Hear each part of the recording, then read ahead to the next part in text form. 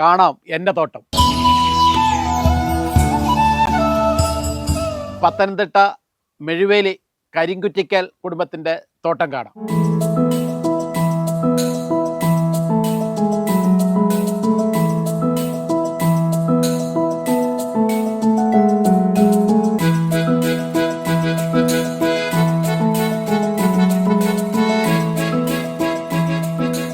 ശരിക്കും പറഞ്ഞു കഴിഞ്ഞാൽ വർഷങ്ങൾക്ക് മുമ്പ് മൊത്തം റബ്ബറായി. റബ്ബറാകുമ്പോൾ ഭയങ്കര ഇരുണ്ട് കൂടിയ ഒരു നെഗറ്റീവ് ഇതായിരുന്നു നമുക്ക് ഇങ്ങോട്ട് വരുമ്പോഴൊക്കെ. അപ്പോൾ അതിനകത്തൊന്ന് ഈൽഡ് വളരെ കുറവായിരുന്നു. പിന്നെ അത് നമുക്ക് മെയിൻറ്റെയിൻ ചെയ്യാൻ ബുദ്ധിമുട്ടായിട്ട് തോന്നി. അപ്പോൾ അന്നേരം ഞങ്ങൾ പ്ലാൻ ചെയ്തത് ഇങ്ങനൊരു റബ്ബറെല്ലാം വെട്ടിക്കളഞ്ഞിട്ട് നമ്മുടെ വീട്ടിലെല്ലാ ഫ്രൂട്ട്സ്, മെയിനായിട്ട് ചക്ക, മാങ്ങ അങ്ങനെയുള്ള സാധനങ്ങൾ കിട്ടണം എന്നുള്ളതായിരുന്നു നമ്മുടെ താല്പര്യം. അപ്പം ഞങ്ങൾ തീരുമാനിച്ച എല്ലാ ഫ്രൂട്ട്സും വെക്കാമെന്ന് തീരുമാനിച്ചു. അങ്ങനെ മൊത്തം റെഡിയാക്കി ഫ്രൂട്ട്സ് വെച്ച് പിന്നെ അതിൻ്റെ കൂട്ടത്തിൽ ഗാർഡനും വെക്കാമെന്നുള്ള താല്പര്യത്തിൽ ചെയ്തത്.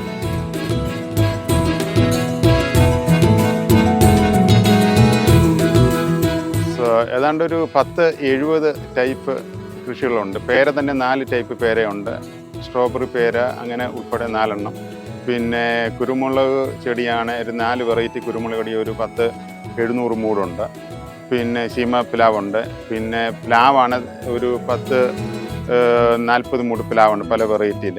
അതായത് നമുക്ക് ഒരു വീട്ടിലേക്ക് ആവശ്യമായിട്ട് എന്തൊക്കെ നമുക്ക് ഉപയോഗപ്പെടാം അതനുസരിച്ചുള്ള കൃഷികളാണ്. പഴയ നമ്മുടെ എന്തൊക്കെയുണ്ടോ അതെല്ലാം നമ്മൾ ചെയ്യുന്നത്.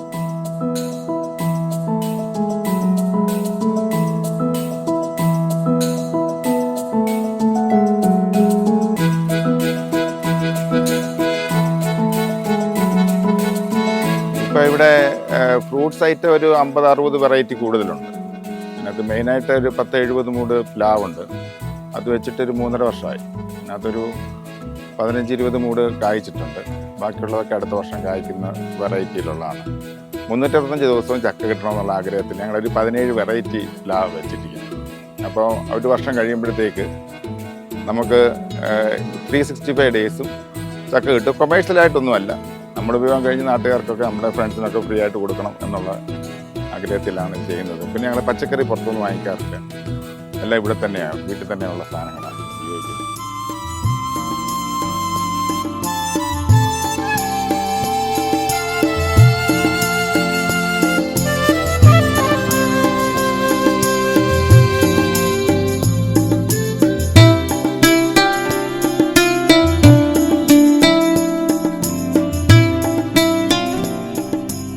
പപ്പായ്ക്ക് 98 വയസ്സുണ്ട്, അമ്മയ്ക്ക് 95 വയസ്സുണ്ട്. അവരാരും ഇപ്പോൾ അങ്ങോട്ട് വലുതായിട്ട് ഇറങ്ങുന്നില്ലെങ്കിൽ ഇതൊക്കെ കൃഷിയൊക്കെ കണ്ട് സന്തോഷത്തോടെ അവർ ഇരിക്കുന്നു. അവർക്ക് ഇത് കൃഷിയൊക്കെ കാണുന്ന വലിയ സന്തോഷമാണ്. അതുപോലെ തന്നെ നമ്മുടെ നാട്ടിൽ നമ്മൾ ഈ ഭൂമിയിൽ ഇറങ്ങിക്കഴിഞ്ഞു കഴിഞ്ഞാൽ നമുക്ക് വലിയ ഒരു പ്രത്യേക അനുഭൂതി ഉണ്ടാകും. രാവിലെ ഞാൻ 3:30 എഴുന്നേറ്റിട്ട് യോഗ അങ്ങനെ ചിലർ എക്സസൈസൊക്കെ ചെയ്തിട്ട് കൃഷിയിടത്ത് കയറും. നമ്മൾ തന്നെ അത്യാവശ്യം ഒരു 8 മണി വരെ കൃഷിയിടത്ത് നിൽക്കും. വന്നതിന് ശേഷം പിന്നെ സഹായത്തിന് വേറെ ആളുകളുണ്ട്. നമ്മൾ കൃഷി എന്നിട്ട് വൈകിട്ടും വന്നൊരു 5 മണിക്ക് ശേഷം സമയമുണ്ടെങ്കിൽ നമ്മുടെ കൃഷിയിടത്തിട്ട് എല്ലാം ഇറങ്ങി നമ്മളത് വലിയ സന്തോഷമാണ്. അത് പറഞ്ഞ് നമ്മൾ സ്വന്തമായി എല്ലാവരും കൃഷി ചെയ്ത് തുടങ്ങിയെങ്കിലേ ആ സന്തോഷത്തെ പറ്റി അറിയത്തുള്ളൂ. നമുക്ക് വേറെ ടൂറൊന്നും പോകേണ്ട കാര്യമൊന്നുമില്ല. നമ്മളിവിടെ തന്നെയാണ്, കൊടൈക്കനാൽ, ഊട്ടിയല്ല.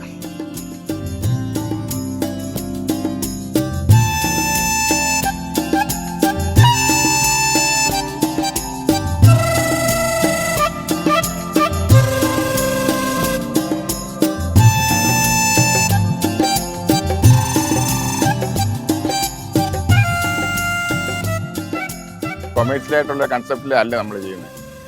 നഷ്ടമാണോ എന്ന് ചോദിച്ചു കഴിഞ്ഞാൽ ഞങ്ങൾ നഷ്ടവും ലാഭവും നോക്കിയിട്ടില്ല. പക്ഷെ നമ്മൾ വിൽക്കാത്തത് കൊണ്ട് നമുക്കതിനകത്തൊരു ലാഭം ഒന്നും പറയാനൊക്കത്തില്ല. നമുക്കതിനകത്തൊരു വിൽപ്പനയൊന്നുമില്ല. ഇത് വരുന്നതിൻ്റെ ബാക്കി എല്ലാവർക്കും കൊടുക്കും. നമ്മുടെ സ്ഥാപനത്തിൽ തന്നെ 100-100 സ്റ്റാഫുണ്ട്.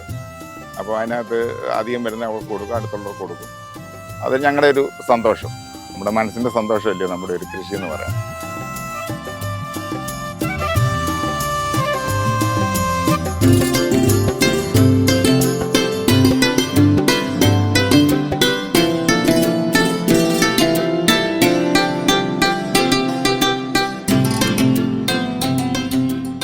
മനുഷ്യരെ സംബന്ധിച്ചിടത്തോളം അവർക്ക് ഏറ്റവും അത്യാവശ്യം ഇന്ന് ഏത് മനുഷ്യരോട് ചോദിച്ചാൽ അവരുടെ മനസ്സിൻ്റെ സമാധാനമാണ്, ഒരു പീസ്ഫുൾ മൈൻഡ്. അതിന് ഏറ്റവും നന്നായി ഉപയോഗപ്പെടുത്താവുന്ന നമ്മുടെ കൃഷിയാണ്. നമ്മൾ തന്നെ കൃഷി ചെയ്ത് അതിനെ ആ സന്തോഷത്തിൽ എത്തിച്ചേരുക എന്നുള്ളതാണ്. ഇപ്പോൾ ഞങ്ങൾ അനുഭവിക്കുന്ന ഒരു സന്തോഷം എന്ന് പറയുന്നത് അത് നമുക്ക് മറ്റുള്ളവരുടെ പറഞ്ഞാൽ അറിയിക്കാൻ പറ്റാത്തതാണ്. തീർച്ചയായിട്ടും അത് ഇവിടെ വരുന്ന ആൾക്കാർക്കും അത് വളരെ സന്തോഷമാണ്. കാരണം അത് നമ്മൾ ചെയ്തു തുടങ്ങിയാൽ മാത്രമേ അതിന് എന്തുമാത്രം ഫലപ്രാപ്തിയിൽ എത്തത്തുള്ളൂ. ആ സുഖം അനുഭവിക്കുന്നവർക്ക് ആ സുഖം എന്താണെന്ന് അറിയാനും പറ്റും.